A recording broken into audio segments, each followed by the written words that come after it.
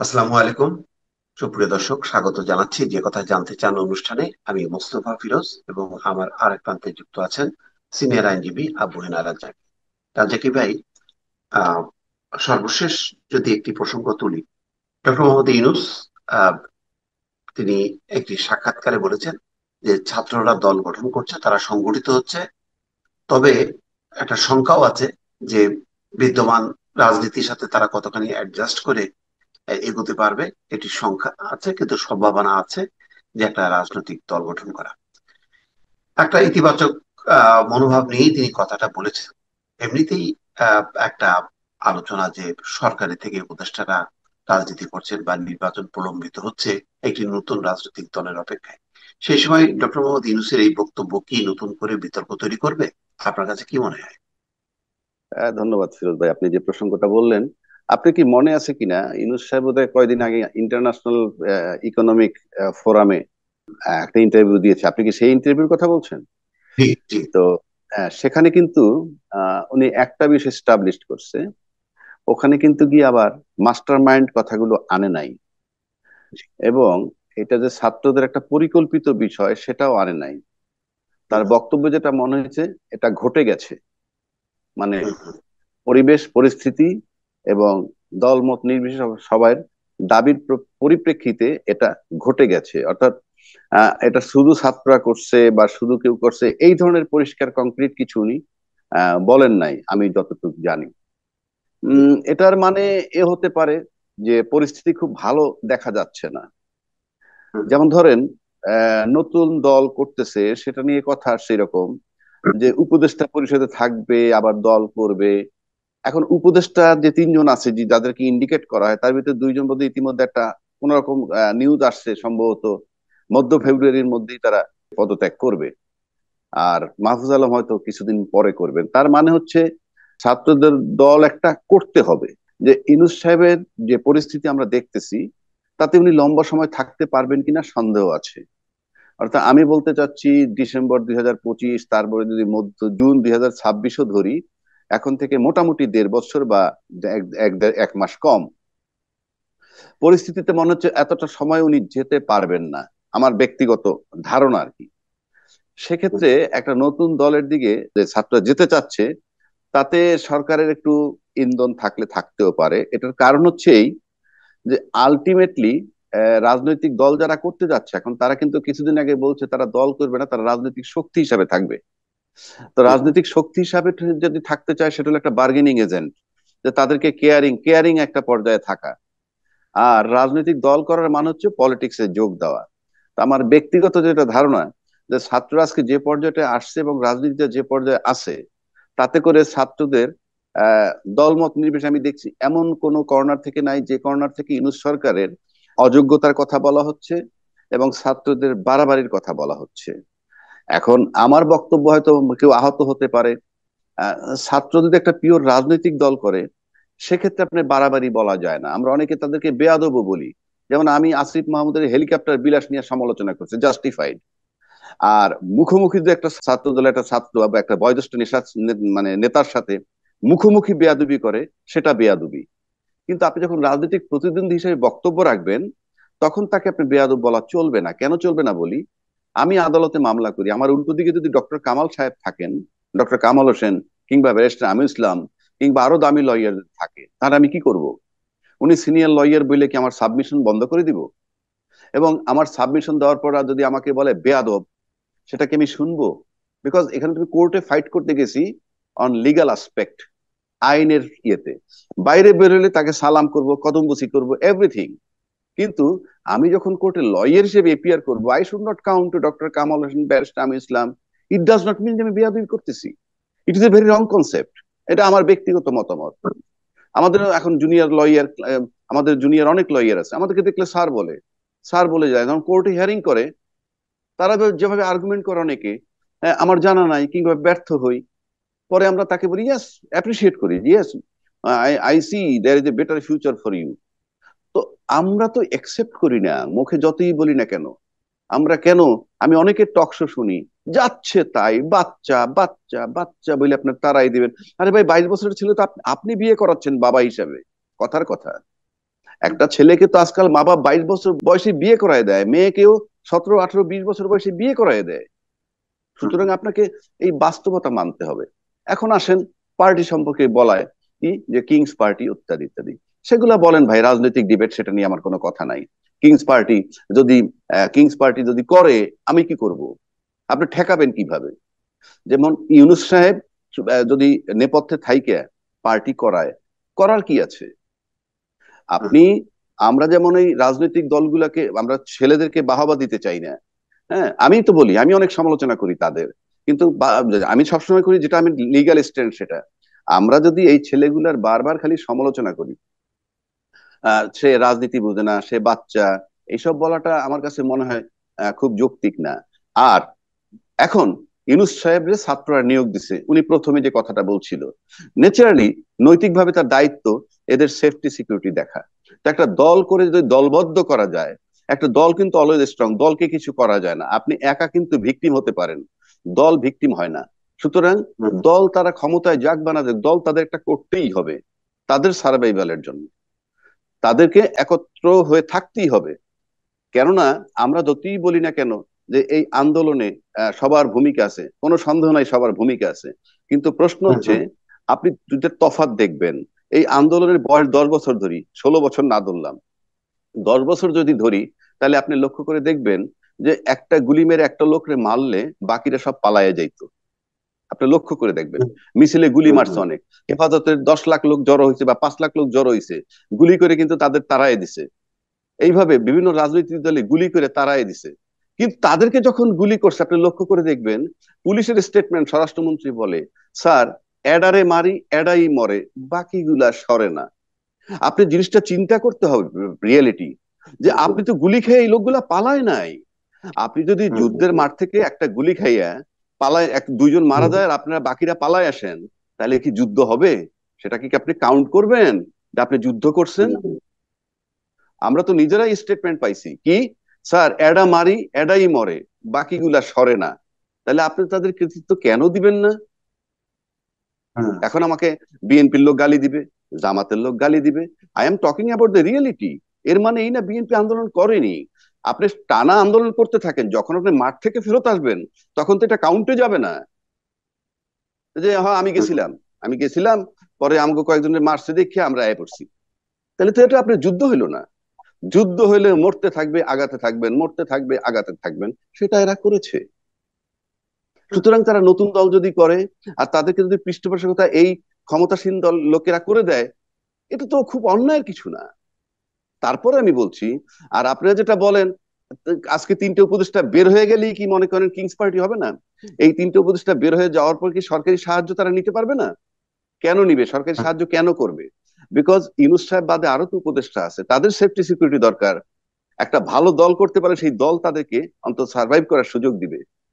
নাহলে আমরা রাজনীতির যে অবস্থা দেখি, তাইলে এই উপদেষ্টা পরিষদ যদি চলে যায়, তাহলে আপনার উপদেষ্টাদের 12টা বাজবে। সে কারণে বলছি, নতুন দল যেটা করতে চাচ্ছে সেটা যৌক্তিক, আপনাকে দলবদ্ধ থাকতে হবে, একত্র। আপনি একটা বড় মিষ্টি নিয়ে যায় 2000 পিঁপড়ে একত্র হইয়া, আর একটা সর্ষে দানাও নিতে পারে না একটা পিঁপড়া। কাজে আপনাকে বুঝতে হবে, এবং সেই হিসাবে নতুন দল করা আমি খুবই যুক্তিযুক্ত মনে করি।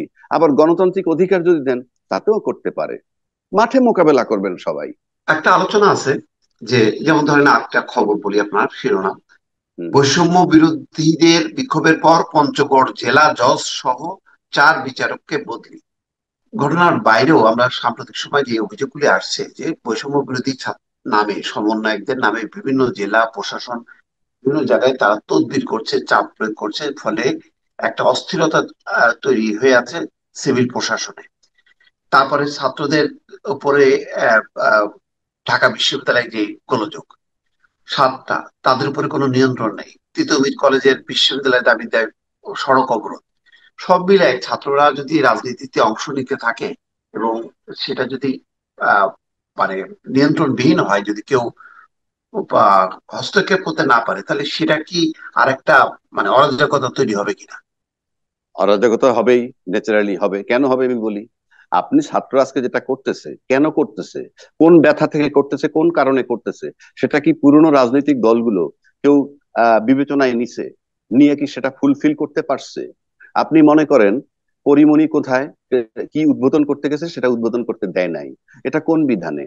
মেয়েদের খেলা কথা হওয়ার কথা ছিল সম্ভবত ফুটবল খেলা, সেটা বাতিল করে দিছে। কারা বাতিল করে দিছে? নিশ্চয়ই ছাত্ররা গিয়ে বাতিল করে নাই। ছাত্ররা গিয়ে বাতিল করে নাই, যারা করছে সেটা কিন্তু ইসলামের নামে যারা ইসলামী দল করে তারা। তো এই এই এই যে পরিস্থিতি এখন, এটা তো প্রশাসনের নলেজে আছে, পুলিশের নলেজে আছে। তারা যদি স্টেপ না নেয়, কথার কথা বলছি আমি, আপনি যে আন্দোলনের ভিত্তিতে যদি জজ বদল হয়, জজ তো বদল হওয়া দরকার, কথার কথা বলছি। প্রশাসনে বদল হওয়া দরকার, কারণ প্রশাসনে যে বদল হওয়া দরকার, প্রশাসন নিয়ে কোন রাজনৈতিক দল কোনো কথা বলতেছে আজকে পর্যন্ত? এই যে প্রশাসন মাঠে নামতেছে না, প্রশাসন সারা যে একটা সরকার চলে না, সেজন্য কেউ কি কোনো কথা বলেছে? আপনি বলেন, কোন কোন রাজনৈতিক দল কথা বলছে যে প্রশাসন কাজ করে না?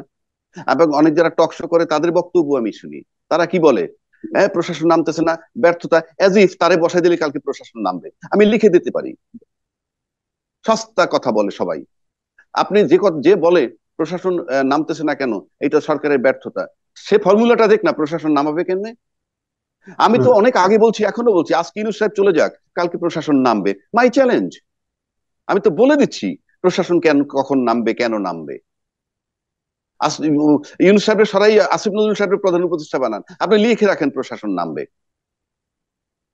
না, ইউনূস সাহেব একটা প্রশ্ন পিরামিডের হচ্ছে মতো যে বৈশা দিচ্ছে। আপনাদের এই রাজনীতিতে ডাইরেক্ট অংশগ্রহণ সেটাকে ইতিবাচক ভাবে সমাজ নেবে কিনা, এটা কি মনে করেন? না না, সমাজ, শোনেন, আমরা তো এই সমাজে বড় হয়েছি, আমরা কিন্তু এই সমাজটা দেখে আসতেছি। সমাজ যদি রাজনীতিবিদ দ্বারা পরিচালিত হয়ে থাকে, তাহলে আপনি দেখেন তো, রাজনীতিবিদই তো পরিচালিত করছে সমাজটাকে। তাহলে আমাদের পিছনের অভিজ্ঞতাটা কি? পিছনের অভিজ্ঞতা বলতে, আপনি যে দলগুলা পরীক্ষিত, যারা টাইম টু টাইম ক্ষমতায় ছিলেন, তারা যদি মনে করেন আজকে বাংলাদেশে এভরিথিং পারফেক্ট থাকতো, যে কোনো একটা দলের সময়, হ্যাঁ, তাহলে দেশ জাতি তৃতীয় দল নিয়ে ভাববে কেন? আপনি রাইট। কেন ভাববেন? কেন তৃতীয় দলটার প্রশ্ন আসলো কেন? এই প্রশ্ন যে আসলো, সেটার জন্য দায় কার? এরশাদ রাইট। সাহেব যখন টেক ওভার করছে, কোন ইস্যুতে, কার বাসায় ইন্দুরে পাওয়া গেছে? প্রত্যেকে রাইট। যে টেক ওভার করছে, সবার তো ইস্যু ছিল। আজকে যারা ক্ষমতা আছে তাদের ইস্যুটা কি? শেখ হাসিনাকে সরাইতে হয়েছে। শেখ হাসিনাকে সরাইতে আজকে দল মত নির্বিশেষে যে যে অ্যাঙ্গেলে ন্যাক্কারজনক ভাবে আমরা কথা বলতেছি, আজকে থেকে জাস্ট 5ই আগস্টের আগ পর্যন্ত তো কেউ বলতে পারে নাই, কেউ বলতে পারে নাই। তো আজকে আমরা বলতে পারতেছি, এটা তো আমাদের প্রথম ডেভেলপমেন্ট। দ্বিতীয় কথা হচ্ছে, এই যে কেউ কি জিজ্ঞেস করছে নতুন পার্টি যারা করবে, আপনারা কেন পার্টি করতে চান? কথার কথা, আমি পার্টি করার রাইট আছে কইয়া বইসা থাকতেছি, কিন্তু পার্টি যাতে করতে না পারে সেজন্য যা করার তাই করতেছি। তাহলে তো হইলো না, তাহলে তো হইলো না। রাইট। আপনি, বরং আমরা কি কোনো মেসেজ থ্রো করছি? যারা ছাত্ররা পার্টি করতে চান, কেন করতে চান? আমরা একবার প্রশ্ন করিনি, কারণ প্রশ্ন করলে যে উত্তর আসবে, সেটা কেউ হজম করতে পারবে না। ছাত্রদের কাছে এই প্রশ্নটা করলে যে উত্তরগুলো আসবে, সেটা কেউ হজম করতে পারবে না। আমি দেখি তো অনেক রাজনীতিবিদরাও টকশো করেন, ইন্টারভিউ দেন, যাচ্ছে তাই ভাবে, তুচ্ছ তাচ্ছিল্য। এই তুচ্ছ তাচ্ছিল্য তার ছেলেকে যদি করে, তার ছেলে হয় ঘর থেকে বের হয়ে যাবে, আর নয়তো তাকে ঘরে ঢুকতে দিবে না, যদিও বাবার ঘর। তো সেটা আপনাকে বিবেচনায় নিতে হবে তো। আমরা তো আমাদের ছেলে পেলে আছে, তাদেরকে কি বললে কি কি বলা যায়, কতটুকু বলা যায় আমরা জানি না। আপনি কি একবার একসেপ্ট করছেন they are the son of our soil? আমরা ফাদার, তারা সন্তান। আমি তো আমার ছেলেকে একবার বলছি যে আমার পরিচয়ে তুমি বড় হইতেছো, সবাই বলে তুমি অমুকের ছেলে। আমি কিন্তু ওই দিন খুশি হব যেদিন বলবে তোমার নাম ধরে যে আমি তার বাবা। আমার রাস্তা দিয়ে হাঁটবো আর বলবে যে অমুকের বাবা যাচ্ছে, সেটা হবে আমার গর্ব। তাহলে আমরা তো এখন এলপিআরও যেতে পারি রাজনীতি থেকে, কথার কথা বলছি। উই মে বি দ্য আরেকটা গাইডিং বিষয়, প্রিন্সিপাল। জি, আরেকটা বিষয়, সেটা হলো যে আস্তে আস্তে একটা রাজনৈতিক মেরুকরণ দেখা যাচ্ছে। একটা হলো বিএনপি কে কেন্দ্র করে, আর একটা হলো জামাতকে কেন্দ্র করে। এর মধ্যে তারেক রহমান আবার বলেছেন, ঝড় বৃষ্টি বাদল যাই হোক না কেন, একটা নির্বাচনের তারিখ ঘোষণা করতে হবে। আপনি এই দুইটাকে মিলায় কি বলবেন? না না, নির্বাচনের তারিখ তো আপনাকে ঘোষণা করতেই হবে। গণতান্ত্রিক দেশে যদি গণতন্ত্রে বিশ্বাসী হন, যারা ক্ষমতায় গেছে আছেন তারাও যদি গণতন্ত্রে বিশ্বাসী হন, নির্বাচনের তারিখ দিতে হবে। যারা তারিখ চান তারাও জাস্টিফাইড। আর জামাত আর বিএনপির যদি আমি এখন পরস্পর বিরোধী অবস্থান ধরি, খুব জাস্টিফাইড, খুবই যৌক্তিক। কারণ এই মুহূর্তে বাংলাদেশের দুইটা দল ছিল, আওয়ামী লীগ আর বিএনপি। যারা একজন ক্ষমতায় গেলে আরেকজন অপোজিশনে থাকতো। এখন আওয়ামী লীগ সেই জায়গাটায় নাই। যেহেতু আওয়ামী লীগ হুম, সেই জায়গাটায় নাই, সেক্ষেত্রে এখন আহ আহ, দুইটা দলই পরস্পর বিরোধী থাকা যুক্তি, সেটা হলো জামাত এবং বিএনপি। কিন্তু লক্ষণীয় বিষয় হচ্ছে যে জামাতও যাদেরকে জোটে টানার চেষ্টা করতেছে, হ্যাঁ, হুম, পাশাপাশি বিএনপিও তাদেরকে তাদের সাথে টানার চেষ্টা করতেছে। হুম, মানে আমি ইসলামী দলগুলোর দিকে যদি যাই, আমি দেখলাম যে ওই যে পীর সাহেব রে, বা মানে দেখানে যেখানে ভুলে গেলাম নামটা, তো সেই বরিশালে গিয়ে জামাত ইসলামের আমির সেই পীর সাহেবের সাথে দেখা করলো, ফয়জুল কবির নাকি, হ্যাঁ, চরমোনাই পীর। হ্যাঁ, চরমোনাই পীর সৈয়দ সাহেবের সাথে, সিরাজউদ্দৌলা। হ্যাঁ, সৈয়দ রেজাউল করিম বোধহয়। আর জি, জি, জি। একইভাবে বিএনপির মহাসচিবের সাথেও তার একটা সাক্ষাৎ হয়েছে, এবং সেখানে বোধহয় 10 দফা চুক্তি হয়েছে, বলতে গেলে লিখিত চুক্তি বা এমওইউ বলতে পারেন। তা শরিয়া জি। বিরোধী কথা বলতে পারবে না, কিছু বক্তব্য আছে সেখানে। হুম, হুম, মানে এই জিনিসটা এখন কেন, কেন বলছি আমি এই জিনিসটা, যে এই দুইটা দলই মনে করতেছে ক্ষমতায় যেতে পারে বিএনপি, অপোজিশনে থাকবে জামাত। জামাত তো ক্ষমতায় যাওয়ার চিন্তা যদি করে, সেটা অ্যাবসোলুটলি ভুল চিন্তা, এবং সেটা মিথ্যা স্বপ্ন হবে। মানে নির্বাচনের মাধ্যমে জামাত ক্ষমতায় যাবে বা ইসলামী দলগুলো ক্ষমতায় যাবে, এটা এই কারণে যাই সম্ভব না। আমরা দেখেছি অতীতে জামাত যে হায়েস্ট যে সিট গুলা পাইছে সেটা বিএনপির সাথে জোট করে পেয়েছিল, মন্ত্রিত্ব নিয়েছিল। তার আগেও তারা, হ্যাঁ, জামাত হইলো আওয়ামী লীগ আর বিএনপি যখন মাঠে থাকে তখন ভোটে তারা বার্গেনিং ফ্যাক্টর হয়, কিন্তু জামাতের এখন সেই সুযোগ নাই, কারণ বিএনপির সাথে তার বার্গেনিং ফ্যাক্টরের কোনো কাজ নাই, 1 নম্বর। হুম, সুতরাং বিএনপি এখন এককভাবেই চিন্তা করতেছে, এবং এটা খুবই যৌক্তিক। আর হুম, জামাত যেটা চিন্তা করতেছে, সেটা জামাত হয়তো চিন্তা করে সে অপোজিশনে থাকবে, এছাড়া তার বিকল্প কিছুই নাই। আর যদি আপনি মুসলিম ভোট ধরেন, খালি গায়ে বললে তো হবে না। আমাদের দেখা অতীত বাদ দিলাম, মানে 71 72-এর আগেগুলা বাদ দিলাম জামাতের ভূমিকা, কিন্তু এই 72-এর সাল থেকেও যদি বাংলাদেশে দেখি, জামাত কখনো কোশ্চিন কালেও এককভাবে 2টা 3টা সিটের বেশি বোধহয় হাইয়েস্ট পেয়েছিল। এবং এই যে ইসলামী ভোট তারা না পাওয়ার পিছনে অনেকগুলো কারণ, কারণ তারা প্রত্যেকেই এক্সট্রিম। এক্সট্রিম কেউ কিছু চায় না, যেমন একটু আগে বললাম আপনাকে, মেয়েদের ফুটবল খেলা খেলতে দিবে না, বাধা দিল। তারপরে পরিমণি দোকান উদ্বোধন করবে, আপনি করতে দিলেন না। কোথায় আছে এটা যে আপনি উদ্বোধন করতে দিবেন না? হ্যাঁ, বিশ্ব কি, সারা বিশ্ব কি বাংলাদেশের এই কয়টা ইসলামী দল? সারা বিশ্ব চলতেছে, আর আমরা চলতে পারবো না। এটা তামাশা ছাড়া তো আর কিছু না। 1 নম্বর। 2 নম্বর হলো, আপনার সমস্ত ইসলামী ভোট একত্র করলে আমার কাছে মনে হয় না, একেবারে বাড়াইয়ে ঠাড়াইয়েও আমি যদি দেই, নট মোর দেন 10% ভোটের, 10%ও তাদের না। নাথিং, কিচ্ছু করার নাই। এক এক এই জন্য তারা তাদের কায়দা কানুনটাই আলাদা। এক বিপ্লবের মাধ্যমে, ওই যে বিপ্লব সূত্র ধরে যদি যাইতে পারে, যেমন ধরুন, কথার কথা, আজকে শেখ হাসিনা চলে গেল, চলে যাওয়ার পর ওয়াকারুজ্জামান ব্যারাকে ফিরে গেল। ঠিক ওই দিন যদি আল্লাহ মাফ করুক, যদি ঘটনা এমন হইতো যে ওয়াকারুজ্জামান যেমন শেখ হাসিনা চলে যাওয়ার পর বলল আমি দায়িত্ব নিলাম, যদি 2টা লোক মারা পড়তো, শেখ হাসিনা এবং ওয়াকারুজ্জামান, তাহলে কি হইতো? কল্পনা করেন আপনি, ওই মুহূর্তে যে শেখ হাসিনা এবং ওয়াকারুজ্জামান 2টা লোক যদি মারা যাইতো, ক্যান্টনমেন্টে কে হইতো আর্মি চিফ? এ করার আগেই তো দেখতেন এই যে হয়তো ইসলামী ফোর্স যারা আছে, এই ছাত্ররা হয়তো ওই আফগানিস্তানের মতো দেখা যেত, বৈশা যেত গিয়ে ইয়েতে, বঙ্গভবনের চেয়ারে, গণভবনের চেয়ারে, আমার ধারণা। কারণ 2টা লোক যদি মারা পড়তো, ওয়াকারুজ্জামান এবং শেখ হাসিনা দুইজনই যদি মারা পড়তো, সেই হিসেবে তো দেখছি আল্লাহ পাক রক্ষা করছে ওখান থেকেও। শেখ হাসিনা বাইচে গেছে না, মাইচে গেলে আমি খুশি, না মারা গেলে খুশি হইতাম, ওগুলো নিয়ে আমার প্রশ্ন না। প্রশ্ন আপনি একটু কল্পনা করেন তাইলে কি হইতো। কারণ ওই মুহূর্তে চিফ হিসাবে দায়িত্ব নিত কে? একটা হুম, বিশ্রী হুম, হুম, অবস্থা, সেখান থেকে তো আল্লাহ রক্ষা করছে। তো ওইভাবে যদি আপনি চিন্তা করেন, এই যে ধরেন আজকে মাজার ভাঙতেছে, আপনি যে যে হুম, কর্নার থেকেই মাজার ভাঙুক, দায় দায়িত্ব কিন্তু ইসলামী ফোর্সের। কেননা তারাই বক্তব্যে বলে ইসলামে মাজার নাই, মাজার প্রথা নাই, কথাটা তারা বলে। এখন যদি তৃতীয় শক্তি ওইটা ভাঙে, দায় দায়িত্ব কিন্তু তাদের। সুতরাং মাজার ভাঙার কারণেও তাদের ভোট কমবে। কেন বলছি? হুম, হুম, মাজার ভক্তি সবার আছে। আপনি একবার বলছিলেন, যেটা আমরাও জানি, কি বলছিলেন, যে যখন ইলেকশন প্রপাগান্ডা শুরু করে বা ক্যাম্পেইন শুরু করে, তখন কিন্তু কোনো না কোনো শাহজালালের রওজা থেকে জিয়ারত করে শুরু করে, কোন মসজিদের ইমাম মারা গেছে সেই কবর জিয়ারত করে শুরু করে না। তাহলে মাজারের প্রতি একটা দুর্বলতা, মাজারের প্রতি শ্রদ্ধা এই দেশের কোটি কোটি মানুষের আছে। এরা দলমত নির্বিশেষে অন্যান্য দলের লোক ওখানে যায়। সুতরাং আপনি মাজারকে টাচ করে নিশ্চিত করে দিতে পারেন ইসলামী ফোর্স কখনোই ক্ষমতায় যাবে না। মাজারের প্রতি শ্রদ্ধাবোধ রাখতে হবে। আপনি বছর বছর শ শ বছর ধরে মাজার চলে আসলো, আজকে যারা মাজার ভাঙতেছেন তাদের বয়স 60-65 কোঠায়, যারা নেতৃত্ব দেন তারাও তো 15 বছর বয়স থেকে মাজার দেখে আসতেছেন, সুযোগ পাইছেন মাজার ভাঙতেছেন। কেন এতদিন আপনাদের মাজারে ইম্প্যাক্ট হয় নাই, এফেক্ট করে নাই? আপনি এখন একটা গোলা পানি পাইছেন, মাজার গুলো ভেঙে দিলেন। তো মাজার তো আপনার আরো, আপনার বয়স যখন 15 তখন থেকে ভাঙা উচিত ছিল, যদি আপনি তাহলে মাজার আপনার বিরোধী আপনার হয়ে কাছে থাকেন। মনে হয় না যে বিএনপির বিপরীতে ইসলামী জোটের মেরুকরণটা খুব মানে জোরালো হবে মনে হচ্ছে না? তাহলে কি এর মধ্যে যদি আওয়ামী লীগও নির্বাচন না করতে পারে, তাহলে কি নির্বাচনটা খুব ইয়ে হবে, মানে প্রতিদ্বন্দ্বিতাহীন সেই আগের মতন অবস্থা হবে? নো, আমার কাছে এখানে সন্দেহ আছে। কারণ নির্বাচন বিএনপি চায়, বিএনপি করতে চায়, জামাত চায়, জামাত করতে চায়, কিন্তু ছাত্ররা আগে সংস্কার, তারপরে বিচার, তারপরে নির্বাচন, এই জায়গা থেকে হুম। ছাত্ররা সরবে না। যদি ছাত্ররা না সরে তাহলে আপনার মুখোমুখি হতে হবে। অর্থাৎ নির্বাচন দিলেও বিশৃঙ্খল হবে, নির্বাচন না দিয়েও যদি ইনসাইড চলে যান তখনও সার্ভাইভালের জন্য বিশৃঙ্খলা হবে। এটা আমার ব্যক্তিগত মতামত।